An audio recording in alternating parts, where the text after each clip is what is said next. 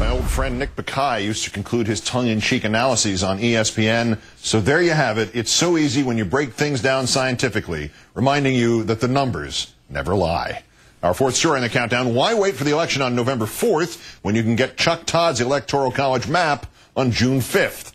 With big states like California and New York in his base, Senator Obama has 153 electoral votes essentially in the bag, whereas John McCain, even though he has more base states, would only get 116 electoral votes from those base states. As far as what is still in play, 5 states, Maine, Jersey, Minnesota, Oregon, and Washington, lean towards Senator Obama, giving him 47 more votes. Adding in toss-up states like Ohio and Florida, that brings the total up to 185 electoral votes. More states lean towards John McCain. That gives him 84, which along with the toss-up states gives him 222. But because McCain has fewer base states and more lean states, Senator Obama has the potential to pick up more electoral votes from McCain than vice versa. His campaign making no secret of its strategy to appeal to all 50 states in November. Obama's chief strategist, David Axelrod, telling Huffington Post, quote, I think that we are going to have a larger battlefield in 2008. I think we're going to stretch the Republicans. I don't think they can take for granted nearly as many states as they have in the past. And I think we're going to add several to the Democratic column this year. And so our coalition is going to be broader. Now, as promised, MSNBC and NBC News political director Chuck Todd. Good evening, Chuck. Good evening, Keith. How likely is it that Obama will be able to reach into those states that lean towards McCain?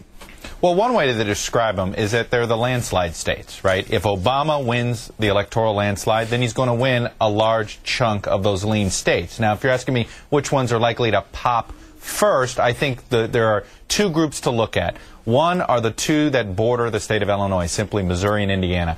If he does have a reach, we saw it in the primaries, those were 2 states that Obama overperformed in his matchup with Clinton when you look at the demographics of those 2 states. Then the other group to look at are those southern states, the large African-American population, the states that Obama won by landslides in the primary. They're Georgia, Mississippi, Louisiana, and North Carolina. If this turnout idea works, and I say it's a turnout idea, this idea that African-American population vote is going to spike, youth vote is going to spike, and these come into play, this is where we'll see the evidence first. All right, the other end of that same question, how likely is it for Senator McCain to pick up the states that are leaning towards Obama?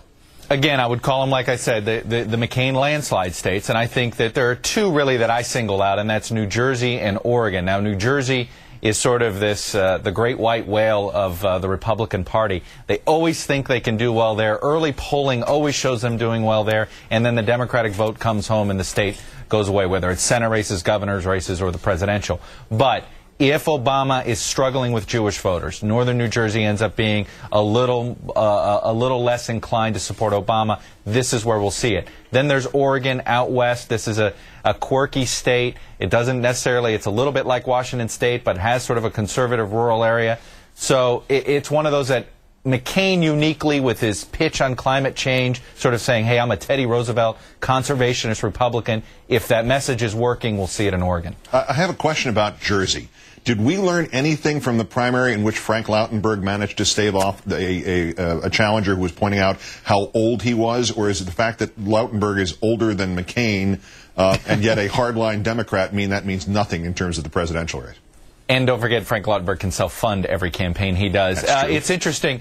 I think that Andrews got in that race too late. There's a lot of things, but age doesn't work if you don't show them that you're old. There wasn't a moment where suddenly Lautenberg looked his age. That's the trick. There was a Delaware Senate race a few years back with the late Senator Bill Roth. He had one of those moments on television where it looked like he passed out. All of a sudden, his age became an issue. As long as McCain stays healthy on the trail, it's not going to be an issue. Translate from the political wonky to the level of the average political informed person in the country. What is the DNC 50-state strategy? Is it as simple as it sounds? Is it Obama's, and does it increase his chances? It is Obama's, and I don't know if it increases his chances. You know, George W. Bush tried his own version of the 50-state strategy back in 2000, and Al Gore called his bluff and said, you know what, no, I'm going with an electoral vote strategy. And suddenly Bush was wasting money in California, wasting money in Washington State, wasting money in places, and he forgot about Florida, and he almost blew it, or, you know, arguably we have a whole movie about it, so they're obviously up for grabs about whether he actually won that election.